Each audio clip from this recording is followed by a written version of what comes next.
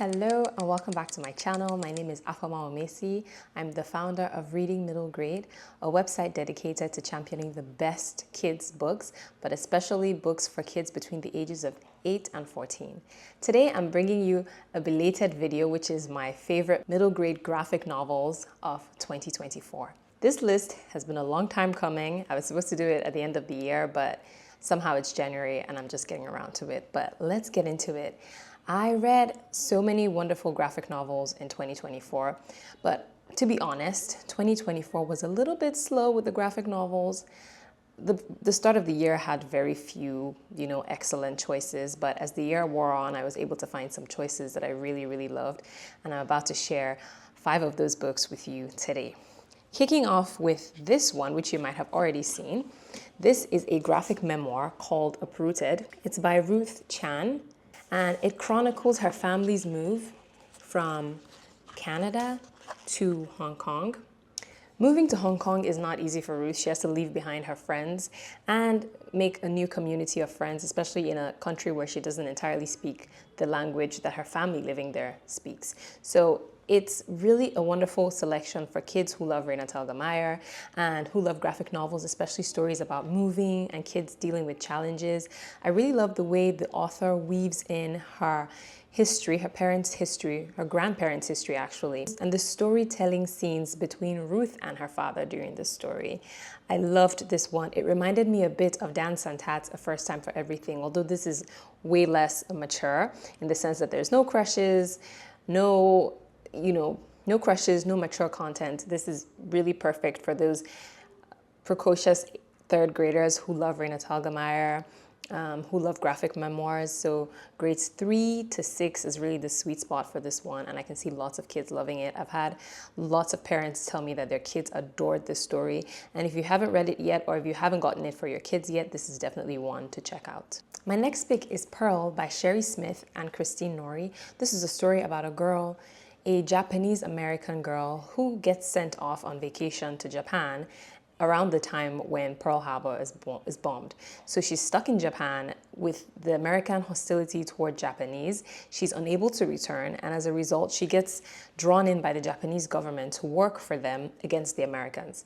She's torn between her two countries, torn between her love for her family and her love for America, and the fact that America has abandoned her. This book explores the internment camps the Japanese people experienced in America, and also kind of shows us what life was like for Americans in Japan at the time. There's very minimal text on the page. I'm gonna add sample pages on screen so you can see what it looks like, and I loved the storytelling. It's also a very short novel, and it was on this year's summer reading guide and eventually made it to my list of favorite novels.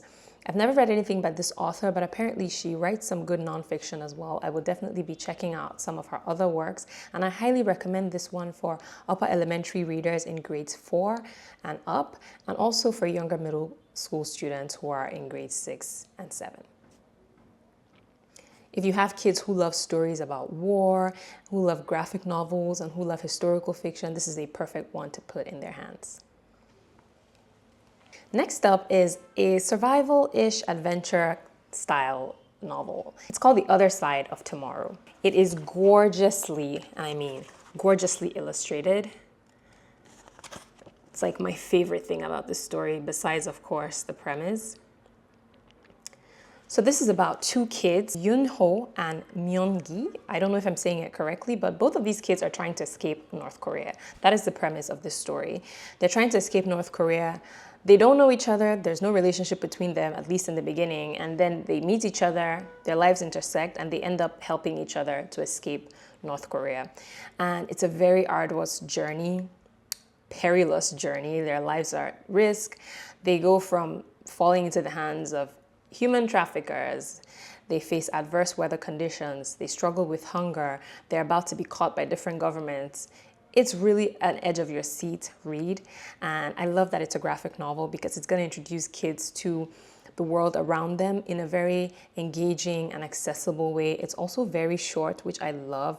I love a short book, and this is one that I would eagerly hand to upper elementary schoolers in grades 4 and 5, and also lower and upper middle schoolers because it has such a wide appeal for kids of a variety of ages. The ending is very satisfying. I think kids will love to see what happens to both young people at the end of the story. Definitely a must read. If you haven't read this one yet, put it on your radar. It's perfect for fans of survival fiction, for readers who love graphic novels, and for stories about family and the history of North and South Korea.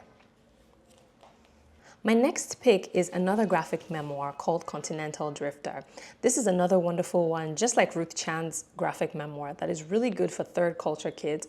That's kids who were born in a particular country, who have parents who are from a different country and end up living in a different country. So it's all about Kathy Macleod, who is the author. She is Thai and American, biracial. And she never quite feels accepted in Thailand, where her family lives. When she goes to the US in Maine, where she's with her dad's family, she feels a little better, less picked on, although she also feels kind of out of place. And eventually, when her family moves from Thailand to Maine, she realizes that there's nowhere where she really feels like she's at home. And there's also some stuff happening in her family. Her family is quite unusual. Her dad is much older. People always think he's her grandfather. And so it takes her a lot of time to come to terms with the fact that families can be different ways and that her family doesn't have to look like every other person's family. And she comes to build a wonderful relationship with her mom and her dad and cousins, and eventually starts to feel like she has a place in the world.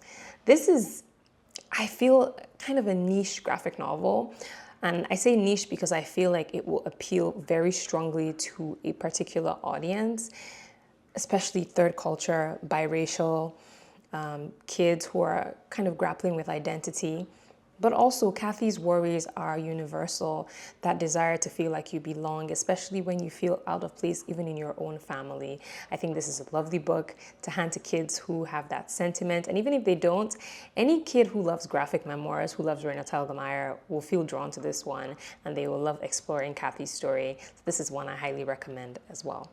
The final book on my list today is probably my favorite of the bunch, and one that I have recommended over and over and over since I first read it. It is Dog Trouble by Kristin Varner. This was my first time reading this author, and she has a very interesting color palette. So this book is all about this boy named Ash who is sent to live with his father temporarily because he has done something bad, and he gets sent to work at a pet shelter, an animal shelter, where he learns a lot about dogs. He considers himself a cat guy, but he comes to learn the different personalities of different dog breeds, as do the readers. Each chapter opens with a little tidbit about a different dog breed. And just like Ash, we're learning how each dog breed behaves, and he gets to form a bond with the dogs, and of course with his dad and his stepmother and step sibling. I really enjoyed this book. It's a bit of a chunker, but it will fly by. This is a perfect one for kids who love animals, kids who love stories like Allergic and Picasso by Remy Lai. They're gonna really, really enjoy this one. It's full of heart. Heads up, there is a bit of there's an animal death in this story if you are put off by that, but it caught me by surprise, and it was actually like, I enjoyed the surprise of it. I think it made the book richer and more complex and layered than the average middle grade books. So if you don't want to spoil that for your readers, don't do that. But I really enjoyed this one, and I still like to give that heads up for people who are really put off by animal death on the page. Yeah, this was really, really enjoyable. And I recommend it for readers in grades 5 and up, although I don't see any reason why a 4th grader wouldn't enjoy this, or even a 3rd grader who's a voracious reader. There are no mature themes in the story, except the one I just mentioned about the animal death. There they are. These are 3 out of 5 of my favorite graphic novels from 2024. 2025 is already looking really, really good with the graphic novels. I have a good feeling. I feel like we might get even better graphic novels this year, and I'm very excited about that. I hope to share some more graphic novels with you in the course of the year, especially my favorites, and of course some of those that will be on this year's summer reading guide. If you love this video, please share it with all the graphic novel fans you know. Hit like and subscribe to my channel if you haven't already. I would love to have you join us. See you in the next one. Thank you for being here. Bye.